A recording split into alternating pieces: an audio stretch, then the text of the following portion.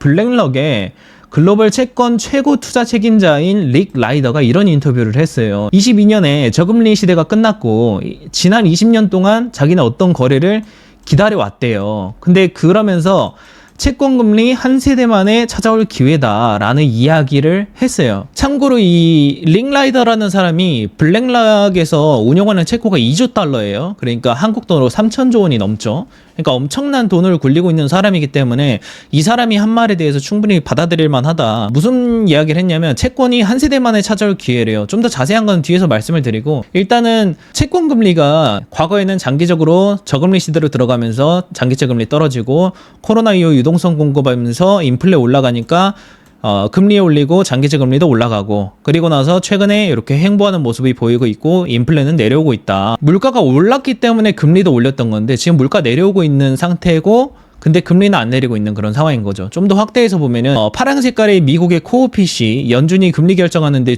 가장 핵심적으로 판단하는 지표고요. 그리고 이제 빨간색이 10년물 미국 장기채 금리예요. 물가는 지금 계속 내려오는 추세인데 장기채 금리는 여전히 높게 유지가 되고 있다. 그러니까 괴리가 벌어지고 있으니까 다시 괴리가 좁혀질 수 있는 시간이라는 거죠. 지금 보면은 현재의 물가 수준이 2017년도, 18년도보다 조금 높은 수준이에요. 참고로 볼 게 여러분들이 뭐냐면은 2020년도 때 연준이 유동성 공급하면서 그때 집값 미친 듯이 올랐었잖아요. 요때. 그래서 지금의 물가는 구성이 다르다라는 걸 지금 제가 말씀드리려고 하는 거예요.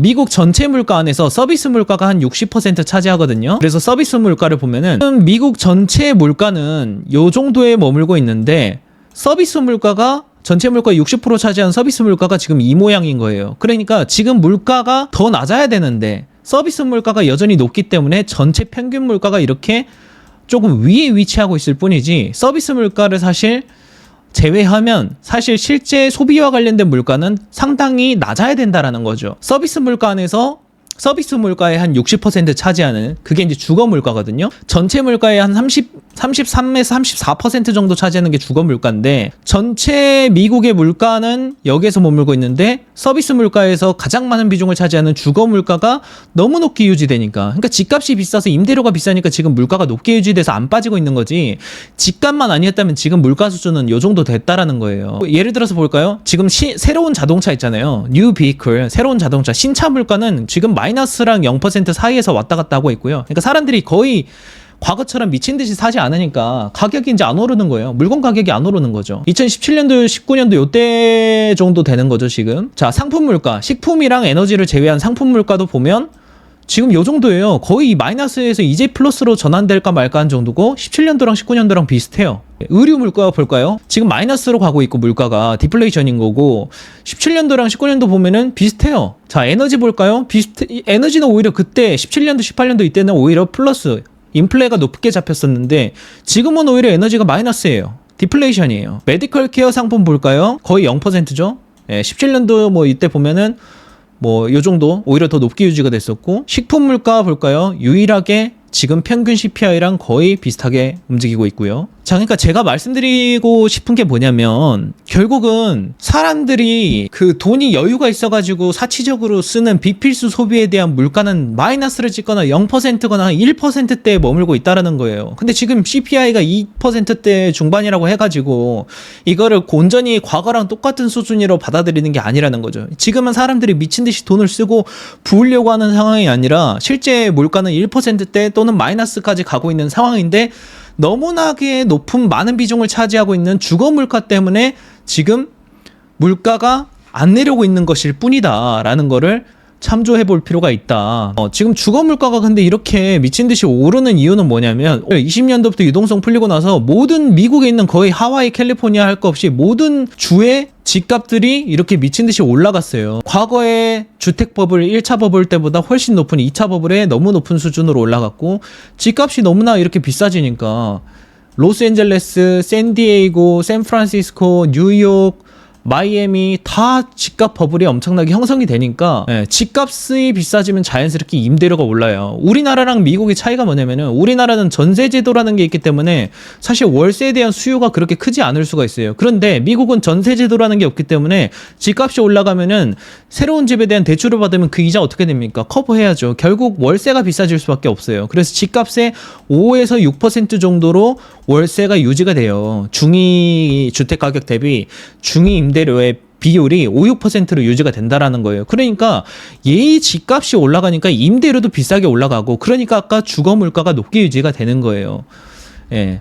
이렇게 집값이 오르니까 사람들의 소득 대비, 연소득 대비 집값의 멀티플이 과거에는 2배밖에 안 됐고, 서프라임 모기지 때는 한 4배였는데 지금 이제 한 6, 7배까지 올라온 거고, 집값이 올라가면 임대료도 올라간다 그랬고, 지금 임대료의 수준이 중위소득 대비 임대료의 비중이 거의 월소득의 45%의 수준이라는 거죠. 그러니까 집값이 올라가면 임대료가 올라가니까 자연스럽게 사람들의 지출 여유가 줄어든다라는 거고, 그래서 2019년도만 보더라도 전체 총소득에서 임대료 비중이 30%대였는데 지금 40%를 넘었어요. 지금 아마 더 올라갔을 거예요. 실제로 미국 물가 안에서도 주거 물가의 비중을 보면은 이렇게 거의 36.7%까지 차지할 정도로 가파르게 올라와 있는 그런 상황인 거죠. 과거 대비 너무 높아졌어요. 얘가 내려와야지, 물가가 내려와야, 집값이 내려와야지 결국은 이제 전체적인 물가가 내려올 수 있다라는 거죠. 이게 그 정리한 거예요.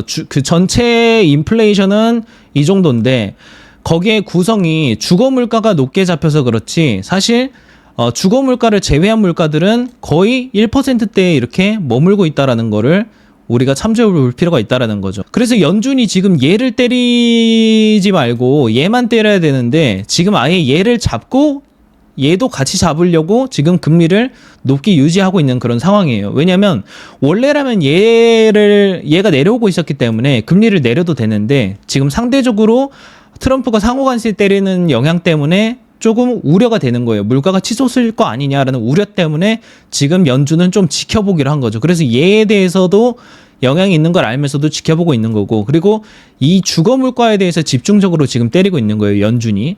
그래서 연준이 이런 통제를 하잖아요. 주택 구매자가 은행에서 주택을 살 때 주택담보로 대출을 받으면 은행이 요 작업을 계속해주면 은행 고간이 바닥이 나니까 요거를 은행들은 요 채권들을 묶어가지고 증권화해서 요거를 투자자한테 팔아요. 그리고 나서 대출해준 거를 유동화해가지고 다시 돈을 확보하고 또 다른 사람에게 대출을 해주면서 돈을 벌거든요. 근데 요걸 계속 하려면 MBS 투자자가 계속 늘어나야 되는데 미국에서 MBS 투자 단일 투자자로 제일 많이 하는 게 연준이에요. 전체 은행들 다 합친 거랑 거의 비슷해요. 그런데 연준이 22년도 이후부터 집값이 너무 치솟으니까 MBS를 대규모 축소하기 시작을 해요. 그러니까 은행들이 유동하던 이 채권들에 대해서 요 길이 막히니까 어떻게 돼요? 은행들도 대출해주기가 힘들어지죠. 왜? 결국은 은행이 유동할 수 있는 길목이 막히니까 결국은 은행들도 주택담보대출해줄 때 금리를 높게 유지해서 더 높은 금리를 요구할 수밖에 없는 거예요. 그쵸? 그러니까 이 사람들도 나중에 살게라고 하는 거고, 주거 물가는 점진적으로 잡혀가게 되는 거죠. 왜? 수요자가 줄어들면 자연스럽게 공급은 많은데 수요가 줄어드니까 분양가가 내려오고, 분양가가 내려오면 신축인 분양가가 내려오면 결국은 구축인 가격도 떨어진다. 그러니까 주거물가 조정이 나오면서 임대료의 조정도 나올 수 있는 거 아니냐. 그게 주거물가를 낮출 수 있는 거 아니냐. 그리고 전체 비중의 30% 이상을 차지한 주거물가가 낮아져야지 전체 물가도 낮아지는 거 아니냐라는 거를 보는 거죠.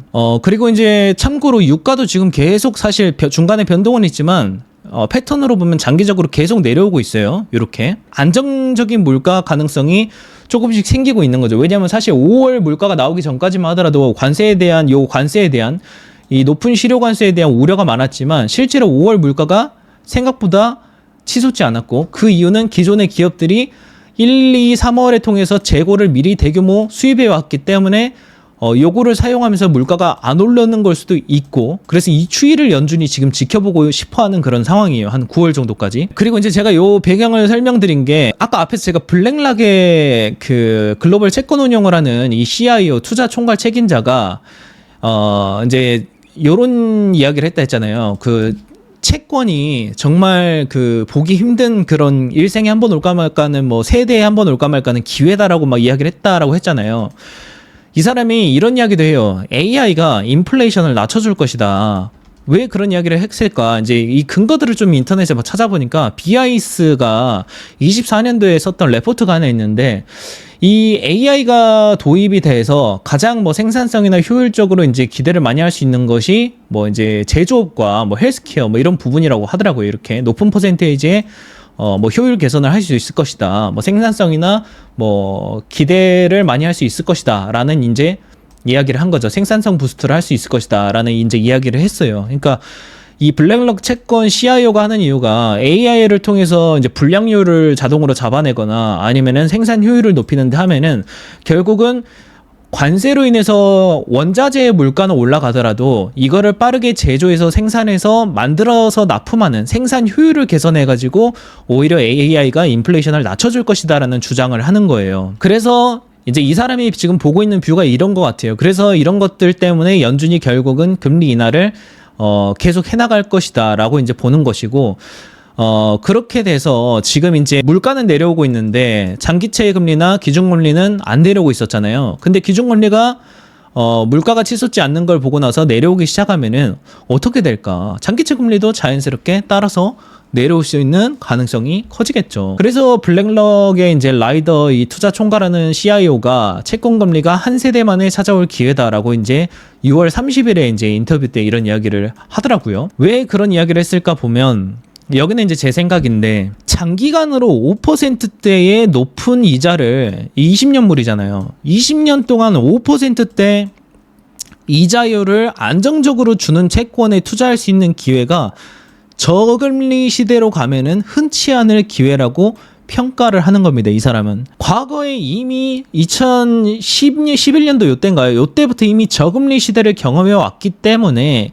저금리 시대가 다시 도래가 되면, 그러니까 금리가 다시 내려와서 저금리가 되면 지금의 이 5%대 20년 동안 장기간 동안 5%나 주는 이 높은 이자를 안정적으로 주는 채권에 투자할 수 있는 기회가 흔치 않을 것이라고 평가를 하는 것이죠. 그리고 지금 고금리 시대 때 장기채와 단기채가 둘 다 5%를 주는 장단기 역전이 나온 시기 때는 고금리 단기채는 사실 잠깐의 달콤함이에요. 금리 인하가 되기 시작하는 시기부터는 단기채는 사실 잠깐의 달콤함이고 금리가 내려가면 얘도 확 내려가요.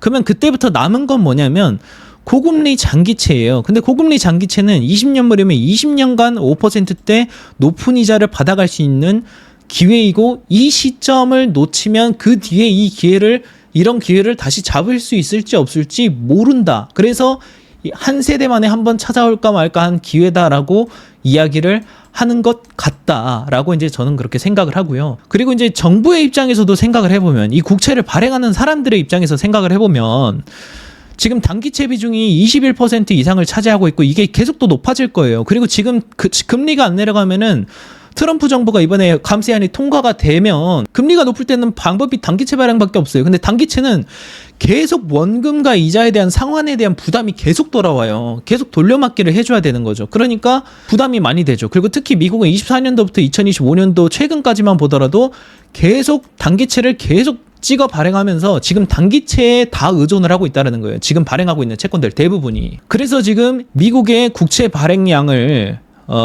이제 유형별로 기간대별로 보면은 단기채가 엄청나게 최근에 많이 증가를 했고, 장기채의 경우에는 오히려 발행이 거의 감소하거나 오히려 거의 늘어나지도 않았다. 근데 정부가 언제까지 단기채를 이렇게 발행을 하겠어요? 왜냐면 단기채는 계속 돌려막아야 되는 원금과 이자 상환 이자 이슈가 동시에 있는 문제인데, 장기채는 20년 뒤에 원금 주면 되니까 20년 동안에 이자만 줘야 돼서 부담이 없거든요.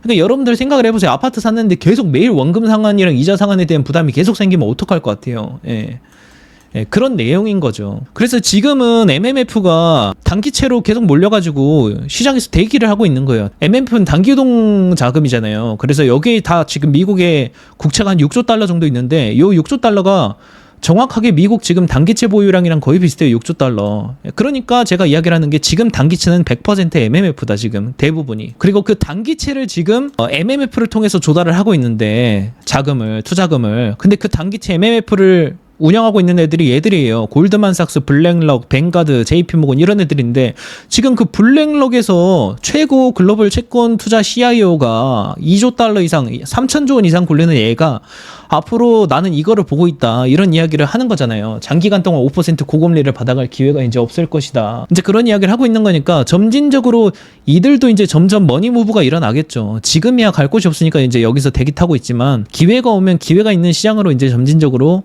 이동을 해나갈 수 있는 가능성이 크다. 저는 그렇게 생각을 하고 그래서 이 사람이 지금 2월 30일에 CNBC랑 인터뷰를 하면서 저금리 시대가 2022년도에 끝났고 지난 20년 동안 나는 어떤 거래를 기다려왔다라고 말한 이유가 구체적으로 어떤 건지 뭔지 왜 하는지 이런 이야기는 하지 않아요. 근데 어떤 거래를 기다려왔다라고 하는 게 사실 장기채밖에 없거든요. 그래서 이제 그런 이야기를 하는 게 아닐까 이제 저는 생각이 듭니다. 그래서 이 사람이 이제 채권 금리가 지금 한 세대 만에 찾아올 기회다 이제 이런 이야기를 하는 것이라고 생각이 들고 그리고 이제 또 연준이 또 대형은행의 SLR 규제 완화에 대한 액션을 취하면서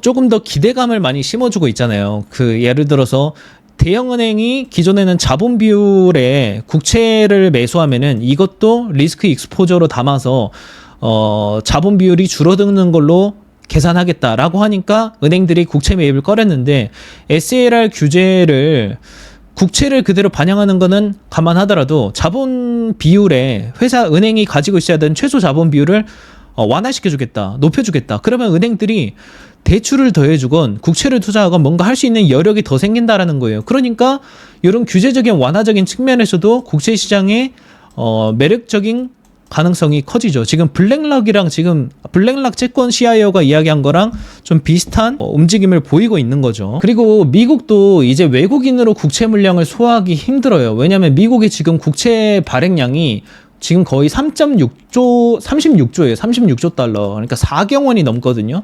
근데 외국인들은 한 6조 달러 정도밖에 못 사줘요. 그러니까 이미 2010년도 이후부터는 외국인이 지탱하는 채권 시장은 끝났다. 이제 2010년도 이후부터는 내국인과 연준 개인들이 사줘야지만 지탱할 수 있는 미국채 시장으로 전환이 됐다라는 거죠. 정부 부채의 증가를 외국인이 이제 따라오지 못한다는 거예요. 아까 뭐예요? 아까 제가 말한 게 뭐예요? MMF는 지금 여기 기관에 속해 있는데 MMF가 단기채를 다 받아주고 있어요. 그럼 장기채는 외국인이랑 연준이랑 개인이었는데 그렇죠? 근데 이제 외국인도 계속 사고는 있지만 이 전체 소야량을 부담하지 못해. 그러면 결국 정부가 대형은행들, 기관들 속해 있는 여기에다가 SLR 규제 완화해서 야 너네가 좀 이제 국채 좀 사라. 이제 외국인으로 안 된다. 내국 기관이 좀 사줘야겠다. 이제 이거를 지금 하고 있는 거예요. 그러니까 정부가 정책적으로도 이거를 더 살 수 있게 풀어주고 있는 거고.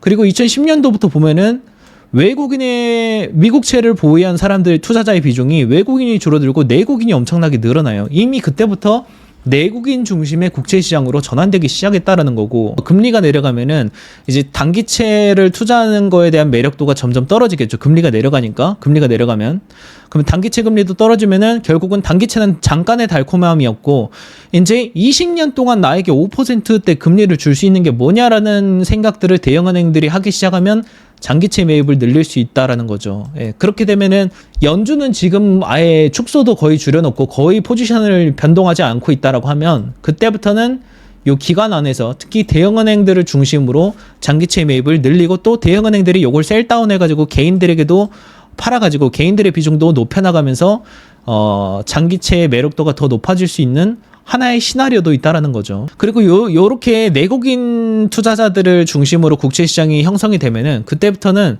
일본처럼 될 거예요. 일본도 국가 부채가 가파르게 늘어나는 2011년, 12년도 요때부터 갑자기 BOJ가 일본 국채 매수량을 엄청나게 늘려요. 그러니까 일본 중앙은행도 이때부터 외국인들 수요가 안 들어오니까 이때부터는 자기들이 수요를 미친 듯이 받아가지고 그때부터 채권금리 통제하고 조작하고 이제 그런 움직임들을 했었던 거죠. 그리고 지금 미국채가 이제 아까 5%대에서 20년간 매력적인 금리를 유지한다라고 해서 이제 이런 기회가 흔치 않을 것이다라는 이야기를 했었는데 앞으로는.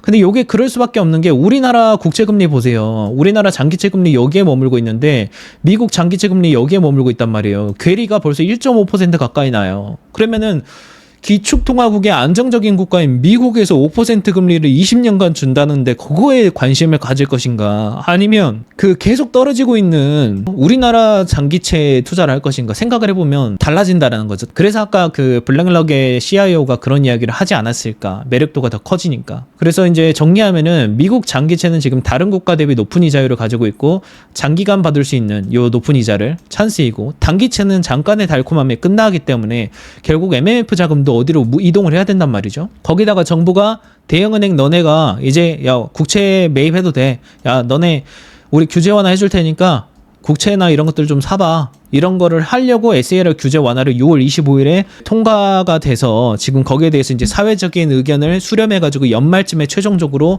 시행을 할 것이다라고 지금 예정이 되고 있습니다. 그래서 결국은 지금 물가만 계속 지금처럼 잡혀오면 되는 것이고, 저는 이런 시나리오를 생각해 볼 수 있을 것 같아요. 지금은 기관들 중에서도 MMF들, 아까 MMF 6조 달러가 미국 국채 6조 달러를 사주고 있다라고 했고, 그리고 지금 장기채는 결국은 외국인 연준 개인의 의존도가 높다라는 건데, 결론은 지금 이 구조로 갈 수밖에 없는 이유는, 단기채 수요가 커질 수밖에 없는 이유는 트럼프가 상호관세를 부과해서 물가 상승에 대한 우려를 낳았고, 그리고 연준도 이 우려를 보고 나서 고금리를 동결하는 바람에 물가도 높게 갈 수 있고 고금리도 오래 갈 수 있다라는 생각 때문에 장기채 금리가 5%대에서 안 내려오니까 여기서 투자하면 리스크가 일단 존재하잖아요. 그러니까 일단은 단기채 수요가 다 몰려있는 그런 상황인 거예요. 근데 앞으로 정부가 관세 협상이 이제 점점 하나둘씩 마무리돼 가고 있고, 중국이랑도 지금 마무리돼서 이제 뭐 전승절 초대한다고 하고, 지금 이제 유럽이랑 일본 정도 남았잖아요. 큰 국가들은. 그리고 이제 지금 오히려 5월달 물가가 기존에 수입해온 그 재고 때문에 물가가 오히려 안 치솟고 있어요. 5월달 물가가 안 치솟고 6월달 물가를 일단 지켜봐야 되겠지만 7월 15일에. 예. 근데 요 물가도 만약에 6월에 치솟지 않는다고 하면 일단 물가 상승에 대한 압력은 떨어지는 거고, 그러면 연준은 다시 금리 인하를 재개해 나갈 수 있다라는 거를 의미하는 거고, 그렇게 되면은 다시 채권 금리가 내려가게 되면 잠깐의 고이자로 끝날 단기채의 매력도는 그때부터 떨어지고, 이제부터 20년 동안 고이자를 주는 장기채의 수요가 높아질 수 있다. 그때부터는 단기채 중심의 투자를 하던 기관이 장기채로 수요가 올라갈 수 있는 부분이라는 거고, 그렇게 되면은 단기채 발행을 중심으로 하던 미국이 단기채 발행을 줄이고 장기채 발행을 다시 늘려갈 수 있는 그것 아니냐라는 거를 이야기를 하는 거죠. 그렇게 되면은 국채 금리가 내려오면 결국 이자 부담이 줄어드니까 세수 대비 이자 지출비도 다시 낮아질 수 있는 거 아니냐. 이게 결국 정부도 이걸 원하는 방향일 거다. 이제 이렇게 보는 것이죠. 그래서 지금 중요한 거는 결국은 정책이라는 거고, 금리 인하에 대한 필수 지표인 물가나 고용을 봐야 되고, 그리고 이제 SLR 규제 완화는 이미 통과가 됐으니까 연말쯤 사회적 수렴을 거쳐서 시행이 본격적으로 되면 그때부터 또 수요가 늘겠죠. 국채에 대한 수요가.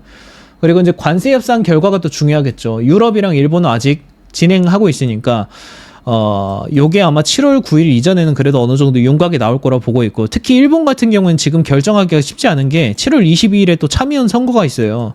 그래서 선거 전에부터 꼬리 내렸다라는 것 때문에 괜히 질 수가 있으니까 선거 이후에 뭔가 마지못해 미국을 따르겠다라는 뉘앙스를 취할 수 있는 가능성이 있다라고 생각이 들고, 유럽 같은 경우에는 중국이 미국이랑 관세 협상할 때 싸우면서 중국이 결국 유리한 정도로 관세를 다 낮추는 거를 보면서 이런 걸 봤기 때문에 유럽도 중국을 벤치마킹해서 미국에게 강하게 나와서 잠깐의 시장에 놀람을 줄 수도 있다라는 생각이 좀 드는 거죠. 그래서 아무튼 이런 이슈들이 체크해야 되는 부분인 거고, 요게 결국은 해소가 되면 금리 인하가 되고 채권 금리의 하락, 그리고 상대적으로 금리 인하가 되면은 달러의 약세가 이루어지면서 관련된 수혜주들이 하나둘씩 생길 수도 있다라는 거를 의미합니다. 그래서 이제 이런 기회들에 대해서 아세안 패스 멤버십에서 찾아가지고 같이 스터디를 진행을 하고 있고요. 시작한 지 한 달 정도 됐는데 좋은 후기들도 많이 있으니까 관심 있으신 분들은 아세안 패스의 팬딩 멤버십에도 관심을 가져보시면 좋을 것 같습니다.